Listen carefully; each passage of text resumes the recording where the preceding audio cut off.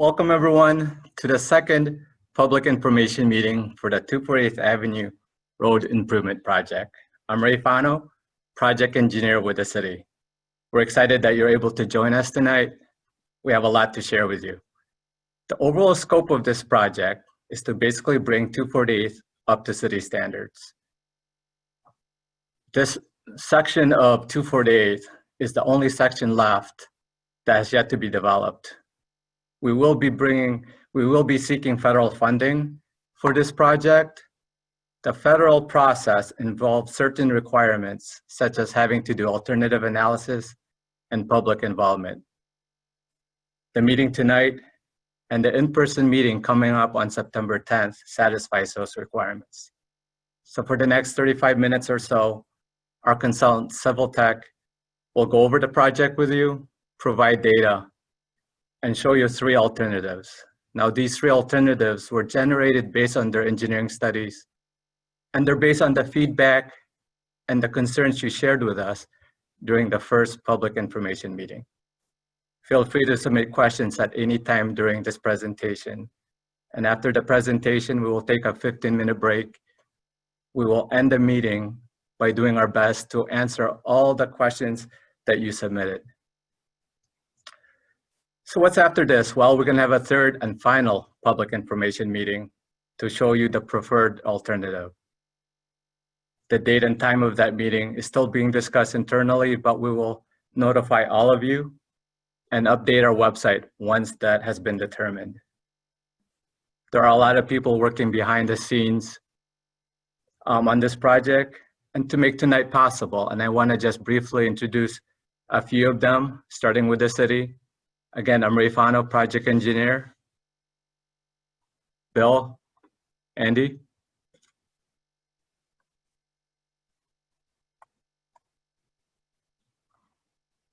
Andy Hines, deputy city engineer. Hi, my name is Bill Novak. I'm the director of transportation engineering development for the city of Naperville. I'm Joel Christel, the project manager for Civil Tech Engineering.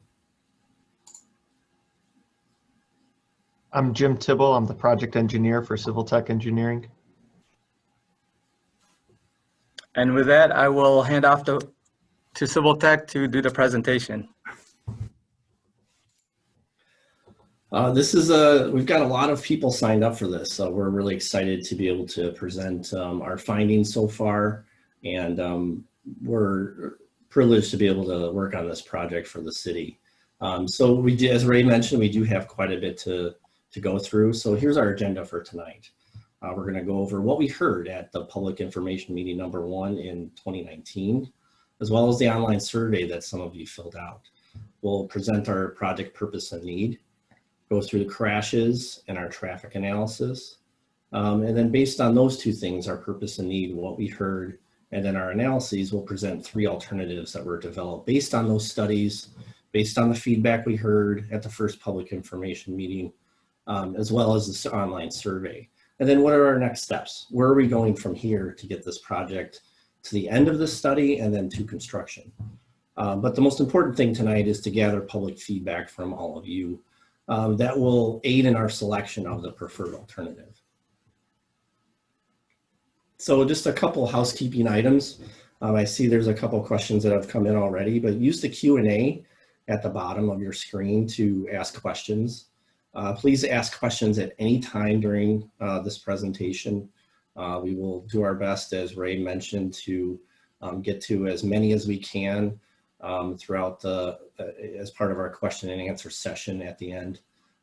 Any questions that for some reason we cannot address will be posted to the project website afterwards. So if for some reason you lose internet or you can't get to something happens with your video or something, you can call in.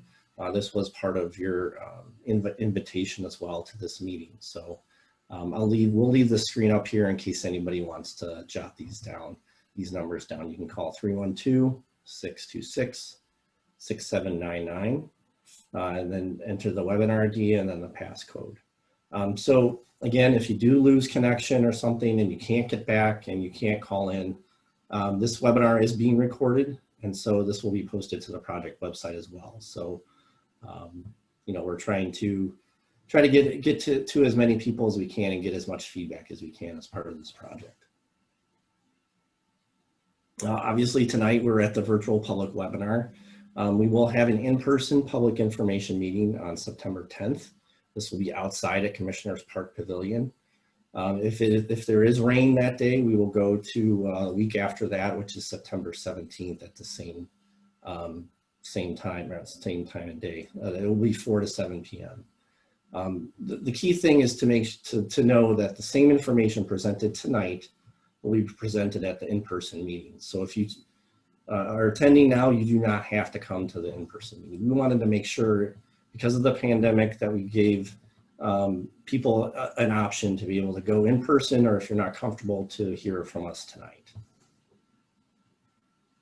So I think most of you know where this project is located, but just in case you don't, this project is along 248th Avenue between 103rd Street and 95th Street.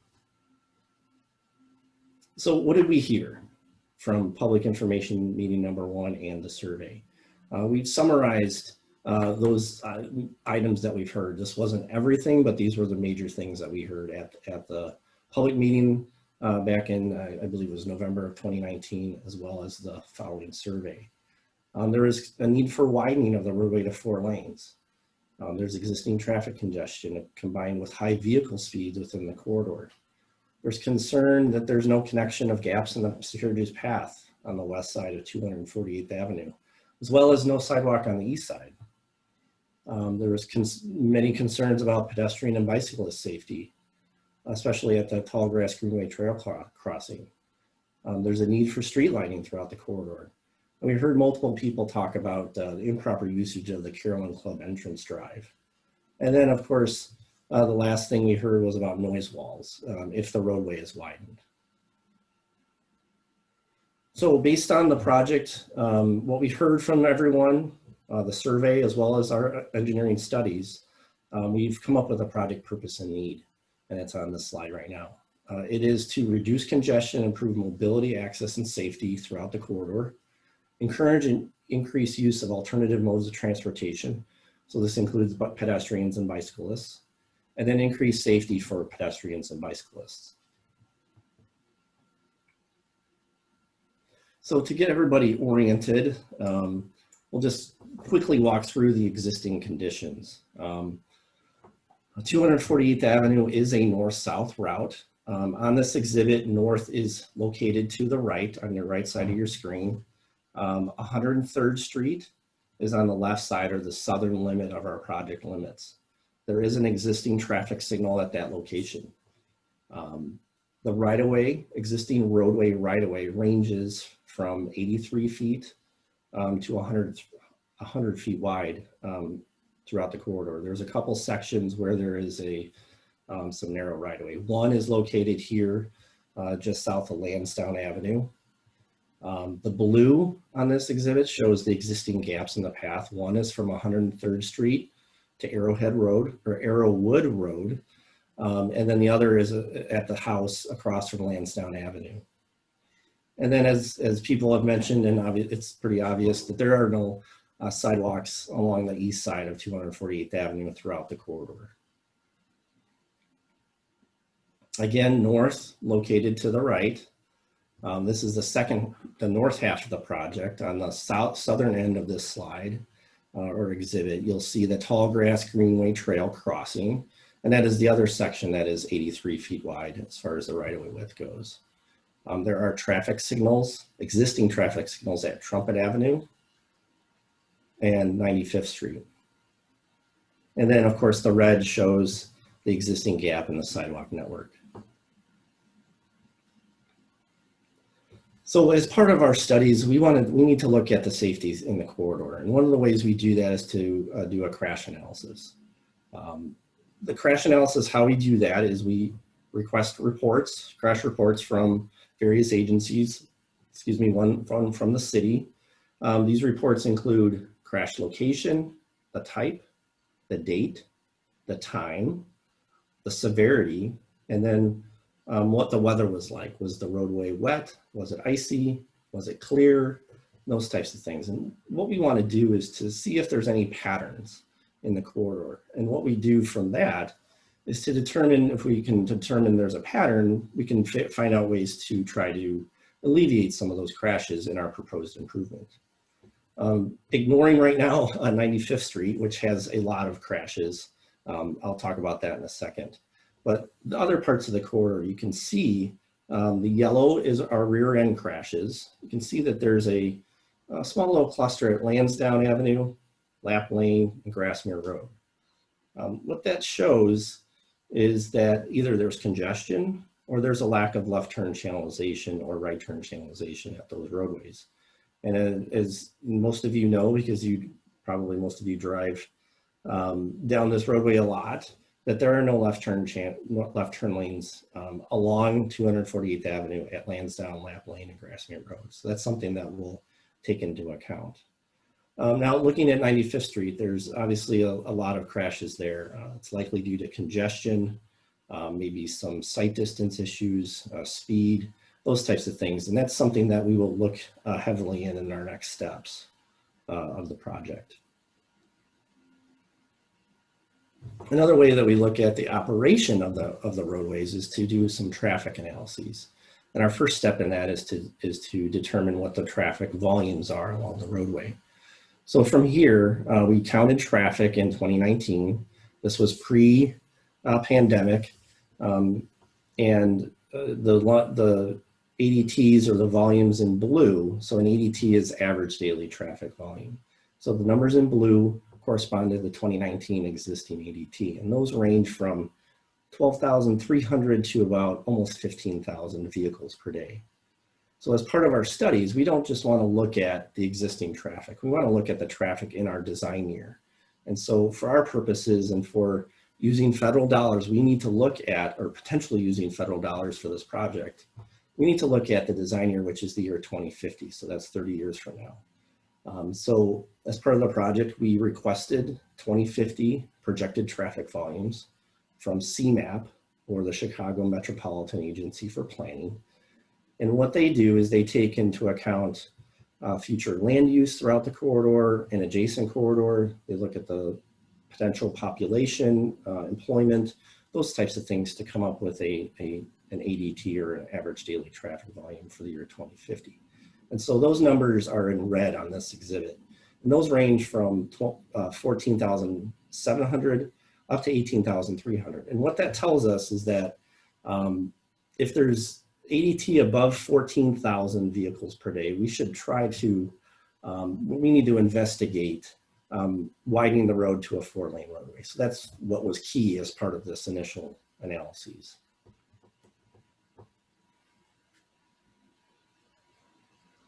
And then I will turn this over to Jim Tibble, who will go through a little bit more details on the existing conditions, and then present the alternatives carried forward. Thanks, Joel. As Joel described earlier in the existing conditions exhibits, 111th Street has 1 lane in, 248th Avenue has 1 lane in each direction. And at some of the cross streets, there is a left turn lane, and then it goes away and it's back to a 2-lane roadway. On the west side, there is a shared use path. However, there are gaps in some locations, and the right-of-way is approximately 100 feet wide, with some locations being a little bit narrower. So after the first public information meeting, we took input from the public, completed the safety, traffic, and other analyses, and developed 3 different alternatives for the proposed improvement. Our first alternative features widening the roadway symmetrically to provide 2 through lanes in each direction and a 17-foot wide median. Our second alternative is very similar to the first. However, there are some locations where the roadway is widened asymmetrically, shifting it closer to one side of the roadway or the other.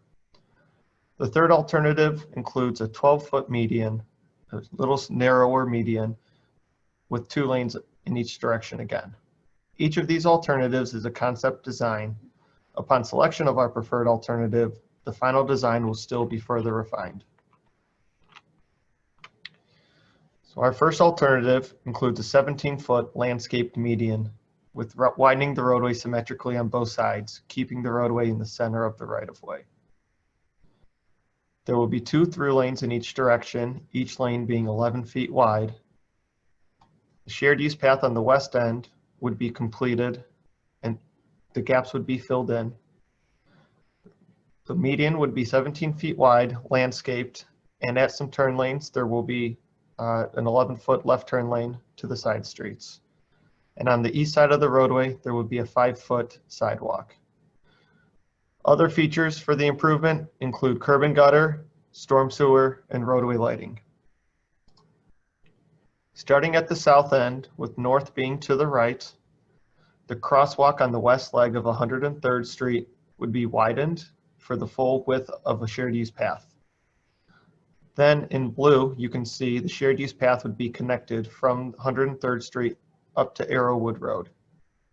On the east side of the roadway, in yellow, sidewalk would be constructed and it would wind around the landscaping to minimize impacts. A 17-foot median would be landscaped and there would be 2 11-foot lanes in each direction. Continuing north, at the west side of 248th Avenue, across from Lansdowne Avenue, the shared use path would be extended to fill in the gap. This would require permanent and temporary right-of-way acquisition, as well as the removal of 2 mature trees. As you can see, 248th Avenue is being widened symmetrically and staying within the center of the roadway, center of the right-of-way. The sidewalk on the east side is extended to the north, and left turn lanes are provided from 248th Avenue to Lansdowne, Honey Locust, as well as we're looking at future development and those left turn lanes are also under investigation. On both Lansdowne and Honey Locust, left and right turn channelization will be provided.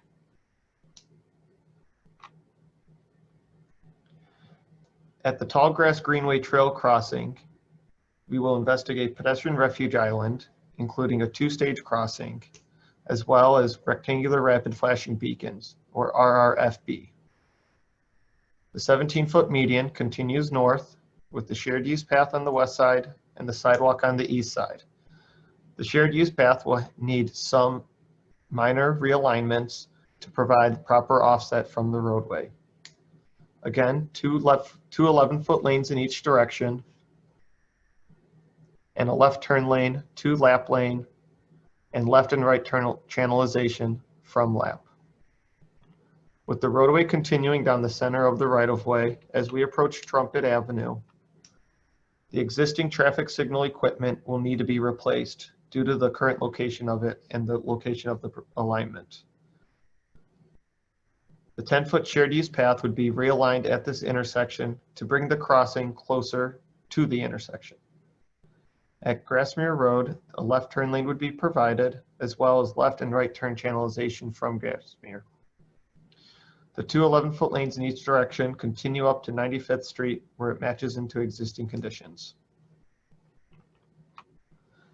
To summarize alternative 1, there will be 2 11-foot travel lanes in each direction, a 17-foot landscaped median with left turn lanes to the side streets, a full shared use path connection from 103rd to 95th.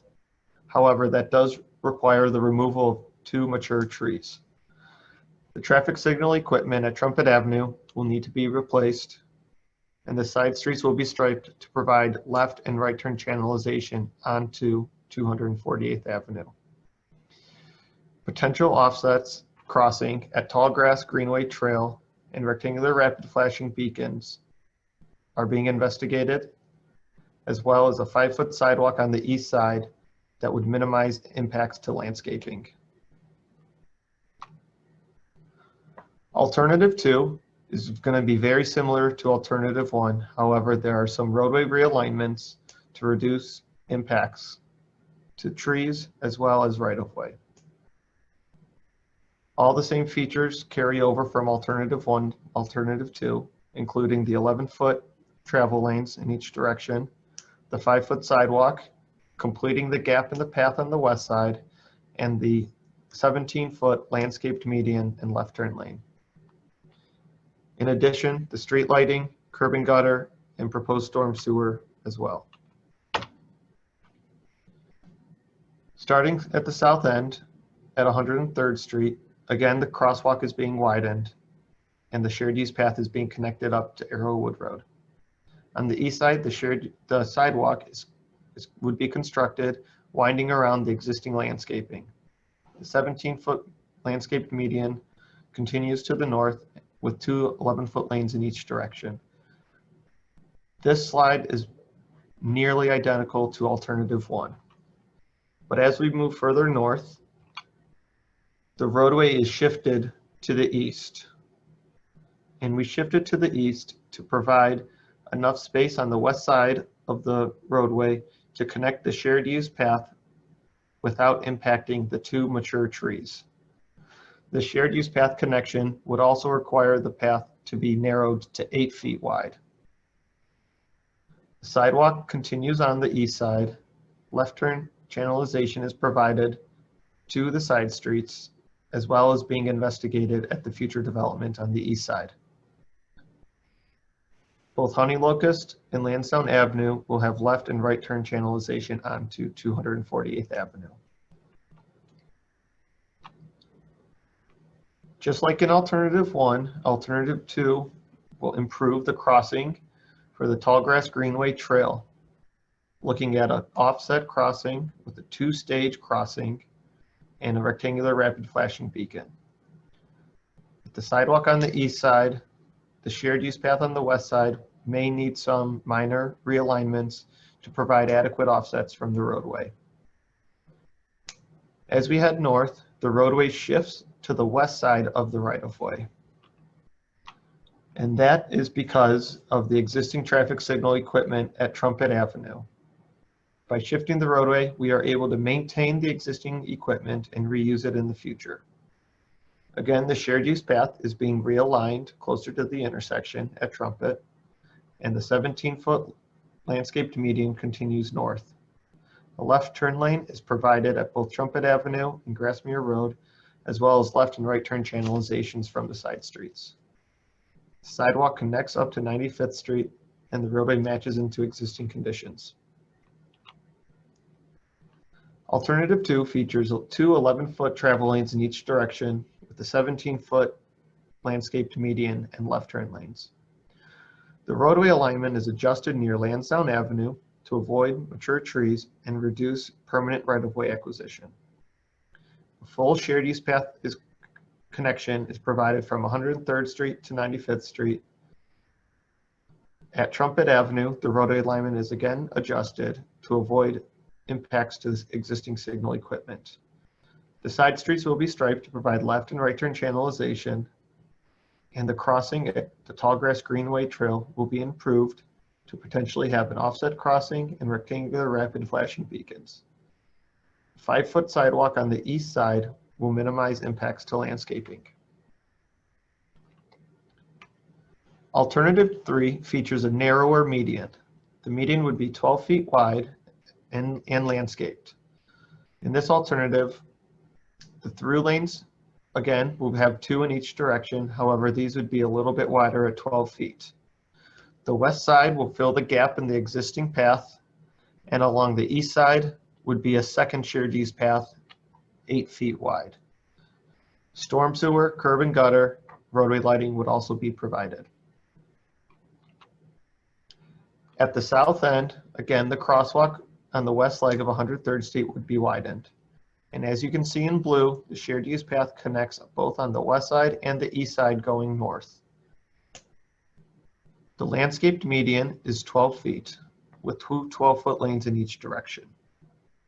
As we head north and a left turn lane develops, the landscape median transitions into a painted median. Left turn lanes are provided at Lansdowne Avenue and Honey Locust Drive, as well as left and right turn channelization from those side streets. Again, the access to the future development is being investigated.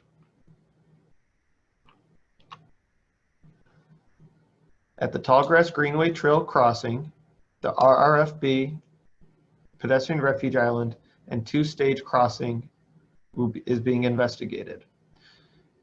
I do want to note that with this alternative, the median's only 12 feet wide and there is less space for pedestrians to take refuge in the median. Continuing north, the landscape median transitions again to a painted median for the left turn lanes. As we head towards Trumpet Avenue, the left turn lanes are provided to Trumpet Avenue as well as Grassmere Road. And because of the narrower roadway, the traffic signal equipment can remain and be reused. Grassmere Road and Trumpet Avenue will have left turn and right turn channelization. And the shared use path, 8 feet wide on the east side, will continue all the way up to 95th Street, where we match into existing conditions. To summarize alternative 3, there were two 12-foot travel lanes in each direction with a 12-foot median that was landscaped and transitioned to a painted median for left turn lanes. The full shared use path connection from 103rd to 95th is on both sides of the roadway, and that includes the removal of 2 mature trees on the west side.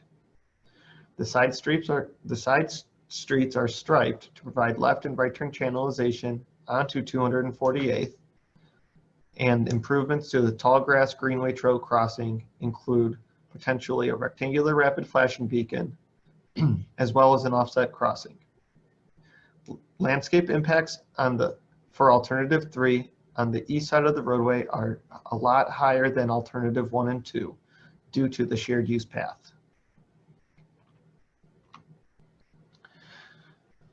This is a brief comparison of all 3 alternatives. Alternative 1 and alternative 2 both have 2 11-foot lanes in each direction. Alternative 3, the lane widths are 12.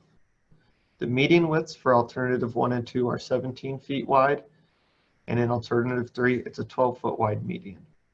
The right-of-way impacts for alternative 1 and alternative 2 are approximately 1.2 acres. In alternative 3, the right-of-way impacts increases to 1.9 acres, and that includes both temporary and permanent right-of-way acquisition.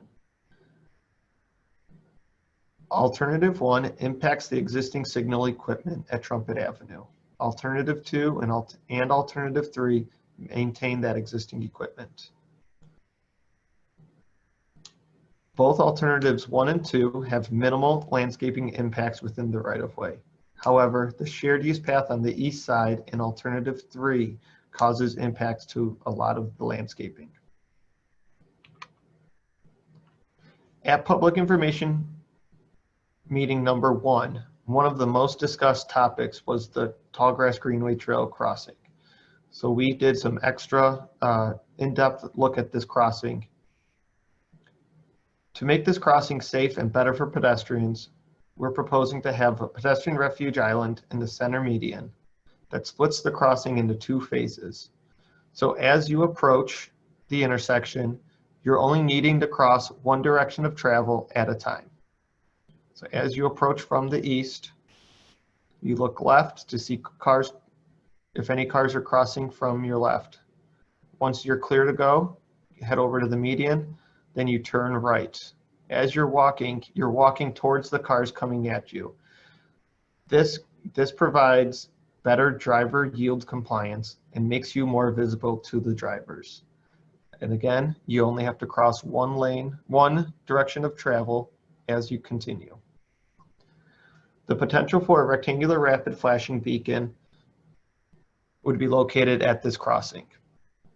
The rectangular rapid flashing beacon, or RRFB, is push button activated. And when you push the button, a yellow and white light flashes rapidly and randomly, notifying the drivers of the presence of pedestrians. If the crosswalks are offset, as they are in this image, it will orient pedestrians towards the oncoming traffic to increase their visibility, as well as increasing the driver yield compliance. And with that, I'm going to pass it back to Joel to talk about our next steps. So what are our next steps for the project? We're going to gather all the feedback we've received so far from this project from the public as part of public information meeting number 1, the survey, and then all the comments that we're going to get from this public meeting. And then we're going to select a preferred alternative. From that, we're going to dive into the details. We're going to look at the preferred alternative in much more detail than we have so far. We're going to look at intersections, especially 95th and 248th Avenue. We're going to look at drainage. We're going to look at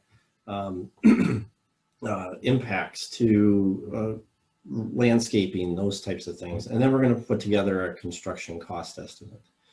As part of the next steps, we're going to coordinate with outside agencies such as IDOT and the Park District. And then ultimately we'll prepare a project development report and submit that to IDOT. The project development report summarizes all the data that we've collected, all the analyses that we will do, and all of the public involvement and coordination that we've had with all of you. City is anticipating, as Ray mentioned earlier, to apply for federal dollars for this project. So we are going through that process, which is a little more lengthy than a typical another project. And then we will present the preferred alternative at public information meeting number 3. Our ultimate goal is to obtain design approval, which will conclude this part of the study.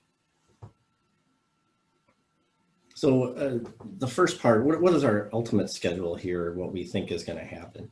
We're right here at second public information meeting. That's what we've done. We've presented the concept alternatives. And then we're going to go into more detail to analyze social, economic, environmental impacts, and then get more into the details of the design. And then we plan to present the public information meeting in May of next year. It takes a while to get all these together, get approvals from IDOT before we can present this back to you guys. And then ultimately we would conclude phase 1 in about a year from now. Once phase 1 is concluded, we will go into phase 2, which is the preparation of the contract plans and right-of-way acquisition. There's kind of 2 different sets of tracks here with phase 2. One is the plan set, which is what the contractor will use to construct the project, and then the right-of-way acquisition, which is obtaining right-of-way that we need for this project in order to construct it. We're anticipating that to take at least a year, maybe a year and a half, and go into maybe 2023. Phase 3 construction, that will happen depending on availability of funding and project readiness. We're anticipating that to be in very early of 2024.